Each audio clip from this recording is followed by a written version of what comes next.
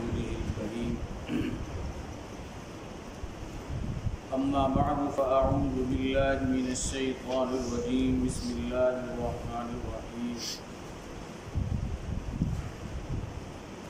يا أيها الذين آمنوا كتب عليكم الصيام كما كتب على الذين من قبلكم لعلكم تتقون صدق الله العظيم اللهم صل على محمد وعلى آل محمد كما صليت على إبراهيم وعلى آل إبراهيم إنك حميد مجيد اللهم بارك على محمد وعلى آل محمد كما باركت على إبراهيم وعلى آل إبراهيم إنك حميد مجيد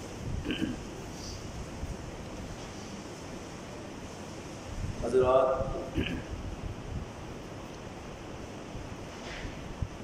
رمضان المبارک کے مقدس مہینے کا دوسرا عشرہ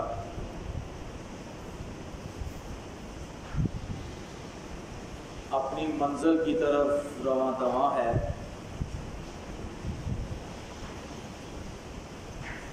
جس مہینے کا انتظار ہو رہا تھا کہ رمضان کا مہینہ آ رہا ہے، دیکھتے ہی دیکھتے جو ہے آدھا مہینہ جو ہے یہ گزر چکا ہے۔ قرآن مقدس کے یہ الفاظ تھے کہ ایام معدودات، لوگوں یہ گنتی کے چند دن ہیں۔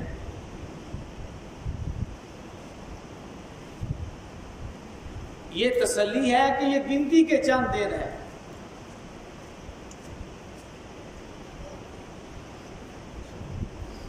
بڑی خوش قسمت اور اعزاز کی بات ہے ان حضرات کے لیے جن کے بارے میں اللہ فرما رہے ہیں کہ فمن شاہد منکم الشہر فلیصمہ، لوگوں تم میں سے جو اس مہینے کو پائے اسے چاہیے کہ وہ اس مہینے کے روزے رکھے۔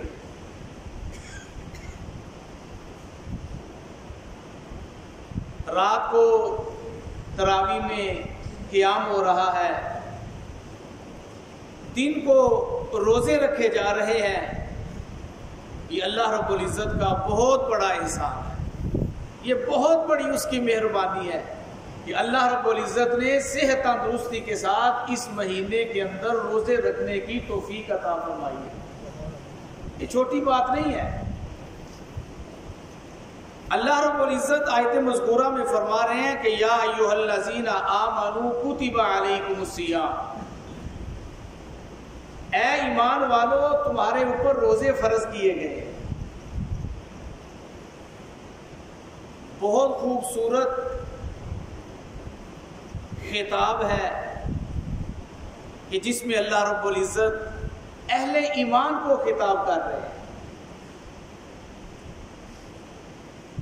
قرآن مقدس کے 88 مقامات ایسے ہیں جس میں اللہ رب العزت ان الفاظ کے ساتھ جو ہے ایمان والوں کو خطاب کر رہے ہیں۔ یہ خطاب کسی نبی کی کسی امت کو جو ہے وہ حاصل نہیں ہے۔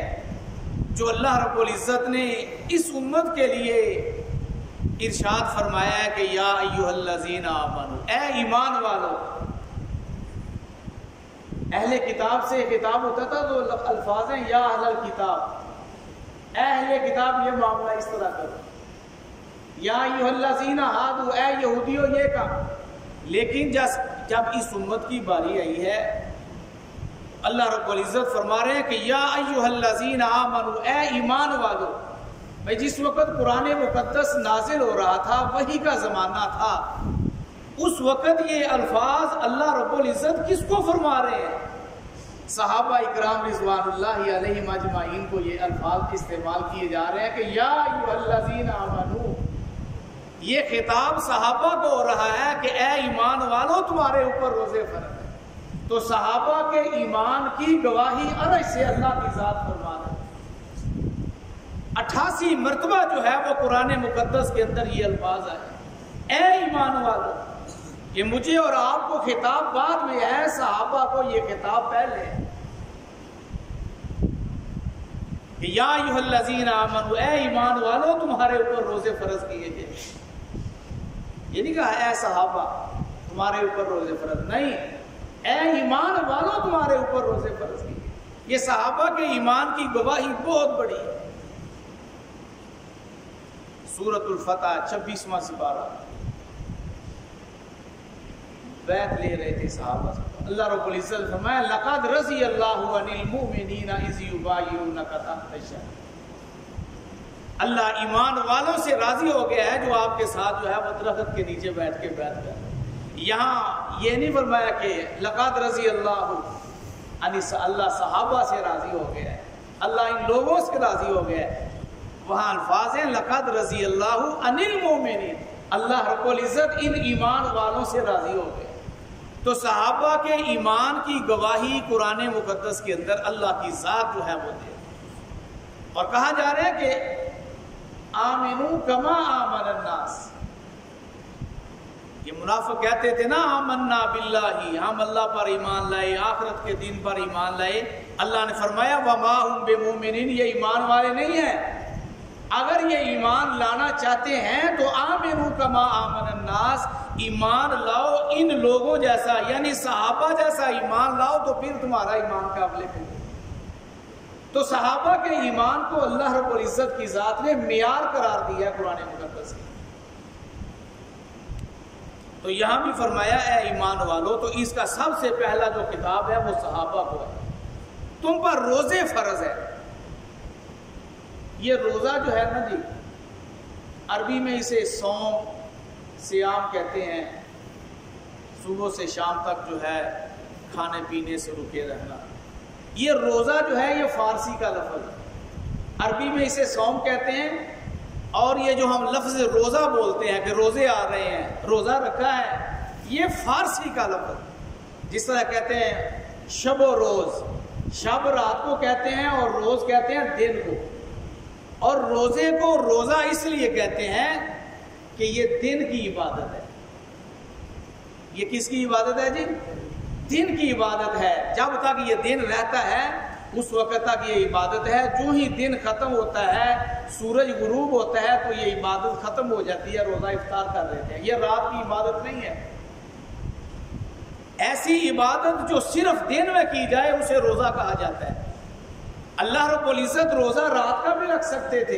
اگر صرف بھوکا پیاسا رکھنا ہوتا اللہ نے تو یہ رات کا بھی ہو سکتا تھا کہ مغرب کو رکھ لیا اور فجر کو جو ہے افطار، ساری رات بھوکا رکھ. اللہ رب العزت کو بھوکا پیاسا رکھنا مقصود نہیں. لعلکم تتقون، مقصود روزے سے ہے کہ تم گناہوں سے بچنے والے بن جاؤ. روزے کا جو مقصد ہے اس آیت مبارکہ میں فرمایا لعلکم تتقون، تاکہ تم گناہوں سے بچنے والے بن جاؤ. روزہ رکھ کر گناہوں سے بچا جا رہا ہے. دن کو آدمی کام بھی کرے، نظروں کی حفاظت بھی، زبان کی حفاظت بھی. اللہ رب العزت جو ہے وہ دیکھنا چاہتے ہیں کہ میرا بندہ جو ہے کھانے پینے سے تو باز آ گیا ہے، کیا یہ جھوٹ سے بھی باز آ رہا ہے؟ کھانے پینے سے تو یہ رکا ہوا ہے، یہ غلط دیکھنے سے بھی رکا ہے کہ نہیں؟ کھانے پینے سے تو یہ رکا ہوا ہے، یہ غیبت اور چغلی سے بھی بچا ہوا ہے کہ نہیں؟ یہ روزہ رکھا ہوا ہے اور سارا دن بیٹھ کر جو ہے اپنے مسلمان بھائیوں کے گلے شکوے ہو رہے ہیں. روزہ رکھا ہوا ہے، کھانا پینا اس سے تو رکا ہوا ہے، فارغ بیٹھ کر جو ہے غیبت اور چغلی کر رہا ہے. کھانے پینے سے تو رکا ہوا ہے لیکن جھوٹ سے نہیں رکا ہوا. تو اللہ فرماتے ہیں لعلکم تتقون، یہ روزے تم پر فرض ہیں جس طرح تم سے پہلے لوگوں پہ ہم نے فرض کیے تھے. مقصد یہ ہے کہ لعلکم تتقون، تاکہ تم گناہوں سے پاک جاؤ. کتنے گناہ ہیں جو روزہ رکھ کر بھی جو ہے وہ ہو رہے ہیں. غیبت ہو رہی ہے، چغلی ہو رہی ہے، جھوٹ بولا جا رہا ہے، نظر کا غلط استعمال ہو رہا ہے. تو اللہ کو مقصود صرف بھائی بھوکا پیاسا رہنا. اگر صرف وہ ہوتا تو روزہ رات کا ہوتا، دن کا روزہ رکھا ہے تاکہ یہ لوگ جو ہیں دوسرے گناہوں سے بھی بچنے والے بنتے ہیں. روزے کے اندر انسان کا اللہ کی ذات پر جو ہے وہ یقین بڑا پختہ ہو جاتا ہے. گھر کے اندر اکیلا ہے، بھوک لگی ہے، پیاس لگی ہے، کوئی نہیں دیکھ رہا، پاس پانی بھی پڑا ہوا ہے، بھائی کیوں نہیں پانی پی رہے؟ میرا اللہ دیکھ رہا، کہتا ہے جی میرا اللہ دیکھ رہا ہے۔ اور یہی عقیدہ اور نظریہ اللہ چاہتے ہیں غیر رمضان کے اندر بھی انسان کا بن جائے۔ یہ ٹریننگ جو رمضان کے مہینے کے اندر انسان کی ہوتی ہے نا، کہ اس کا یہ عقیدہ پختہ ہوتا ہے کہ میرا اللہ مجھے دیکھ رہا ہے، تو یہ غیر رمضان کے اندر بھی انسان کے اندر یہ چیز پیدا ہو جائے کہ میں فلاں کام کرنے، اچھا جی میرا اللہ مجھے دیکھ رہا ہے۔ زندگی گزر گئی ہے، بڑھاپا آ گیا ہے، لیکن یقین اس چھوٹی سی بچی والا نہیں بن سکا جس کی ماں اسے کہہ رہی ہے کہ بیٹا دودھ میں پانی ملا لو، دودھ زیادہ آ جائے، اور چھوٹی بچی وہاں سے کیا کہتی ہے کہ اماں آپ کو پتہ نہیں حضرت عمر فاروق رضی اللہ تعالیٰ عنہ کا دور خلافت ہے، حضرت عمر کو پتہ چل گیا تو وہ بڑی کڑی سزا دیں گے، اے بیٹا کون سا عمر ہمیں یہاں دیکھ رہا ہے، ملا لو پانی۔ چھوٹی بچی نے بہت بڑی بات کر دی کہ اماں جان ٹھیک ہے یہاں ہمیں عمر تو نہیں دیکھ رہا، لیکن عمر کا خدا تو دیکھ رہا۔ زندگی گزر گئی ہے، ابھی تک یہ عقیدہ اور نظریہ روزوں کے اندر تو بنتا ہے، غیر رمضان کے اندر جو ہے یہ عقیدہ نہیں بن رہا کہ اللہ کی ذات مجھے دیکھ رہی ہے۔ بھائی کیوں نہیں کھا پی رہے ہو؟ اللہ مجھے دیکھ رہا ہے۔ اس لیے حدیث قدسی ہے کہ الصوم لی وانا اجزی بہ، اللہ رب العزت فرماتے ہیں کہ روزہ میرے بندے نے صرف میرے لیے رکھا ہوا ہے اور میں ہی اس کا بدلہ دوں گا۔ علماء نے اس کی مختلف وجوہات لکھی ہے۔ ایک تو یہ لکھی ہے کہ باقی عبادات کے اندر ہر دور کے اندر شرک ہوتا آیا ہے، غیر اللہ کے نام کی نظر و نیاز بھی دی جائے، غیر اللہ کے لیے لوگ نفل بھی غیر اللہ کے لیے جو ہے طواف بھی ہوتے ہیں۔ روزہ واحد عبادت ہے جو آج تک کسی انسان نے غیر اللہ کے لیے نہیں رکھا۔ روزہ ایک ایسی عبادت ہے آج تک کسی بندے نے کسی اور کے لیے روزہ نہیں رکھا، صرف یہ اللہ کے لیے رکھا ہے۔ تو اس لیے حدیث قدسی ہے کہ اللہ فرماتے ہیں چونکہ یہ روزہ میرے بندے نے میرے لیے رکھا ہے اور قیامت کے دن میں ہی اس کو بدلہ دوں گا۔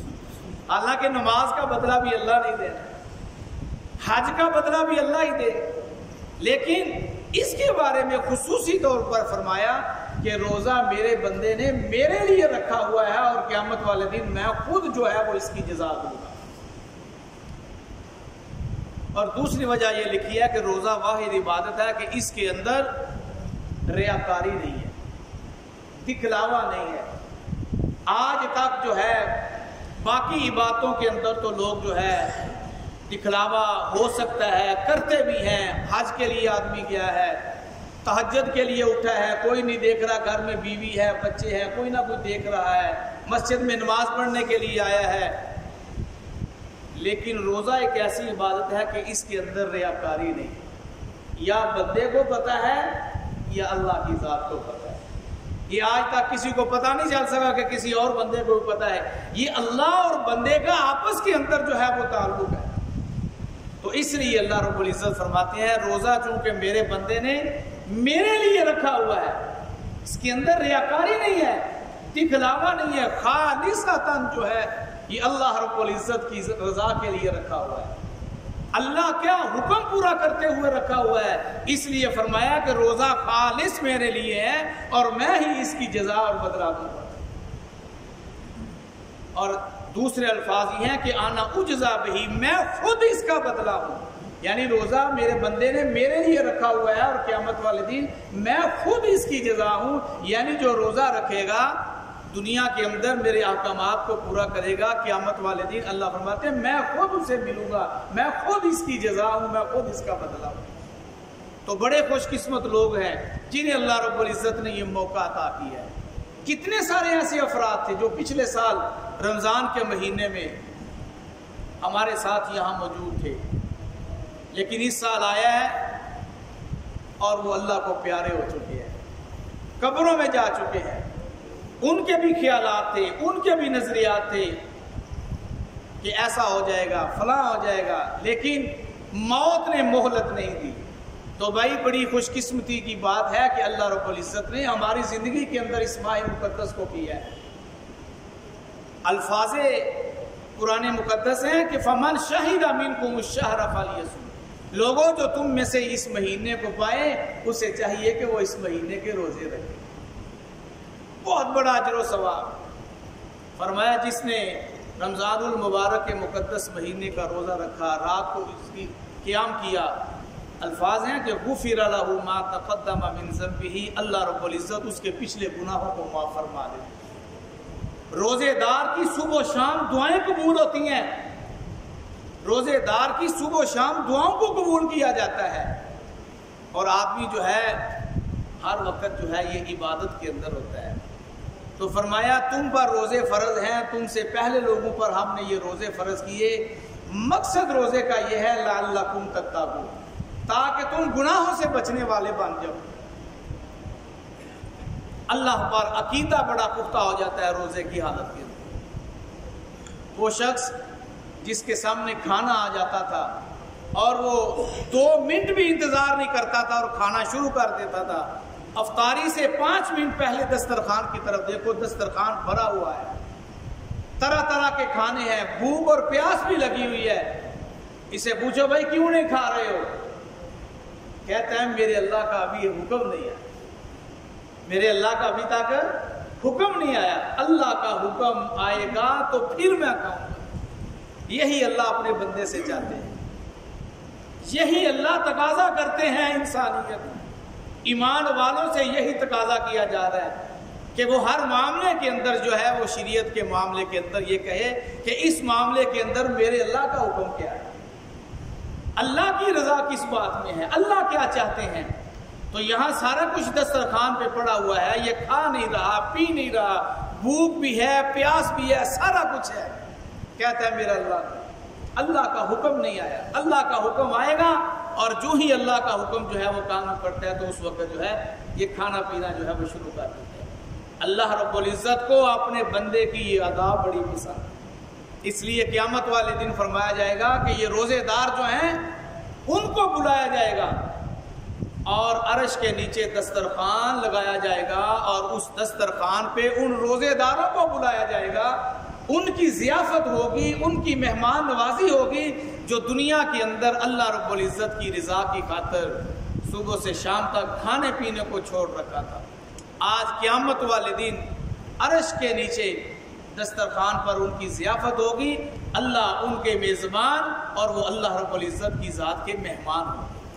تو بھائی زندگی کا کوئی پتہ نہیں، یہ کرونا آیا ہوا ہے، روزانہ کتنی اموات ہو رہی ہیں پتہ نہیں ہے، اس لیے کوشش یہ کیجیے کہ اللہ پاک نے یہ موقع دیا ہے، اس موقع سے فائدہ اٹھاتے ہوئے اس رمضان المبارک کے مقدس مہینے کے جو بقیہ ایام رہ گئے ہیں ان میں اللہ رب العزت کی بارگاہ کے اندر اپنے گناہوں کی معافی مانگی جائے، اللہ رب العزت کو راضی کیا جائے، کہیں ہم اس بد دعا کے مصداق نہ بن جائیں کہ جو حضرت جبرائیل امین نے کی کہ ہلاک ہو جائے وہ انسان، تباہ و برباد ہو جائے جس کی زندگی کے اندر یہ رمضان المبارک جیسا مقدس مہینہ آیا لیکن اس کے باوجود وہ اپنے رب کو راضی نہ کر سکا۔ تو نبی علیہ السلام نے فرمایا آمین، یا اللہ اس بد دعا کو قبول فرما کہ واقعی وہ بندہ ہلاک ہونے کے لائق ہے، تباہ و برباد ہونے کے لائق ہے کہ جس کی زندگی کے اندر رحمتوں والا مہینہ، بخشش والا مہینہ، جہنم سے چھٹکارے والا مہینہ یہ آیا لیکن اس کے باوجود وہ اپنے رب کو راضی نہ کر سکا۔ تو آپ صلی اللہ علیہ وسلم نے فرمایا آمین، یا اللہ اس بد دعا کو قبول فرما۔ تو اس لیے اللہ نے موقع دیا ہے، وہی اس موقع سے فائدہ اٹھاتے ہوئے رمضان المبارک کی مقدس گھڑیوں کے اندر اللہ رب العزت سے صلح کی جائے، اللہ رب العزت کو راضی کیا جائے، بارگاہ الہی میں اپنے گناہوں کی معافی مانگ کر اللہ رب العزت کو جو ہے وہ راضی کیا جائے۔ دعا ہے اللہ عمل کی توفیق عطا فرمائے۔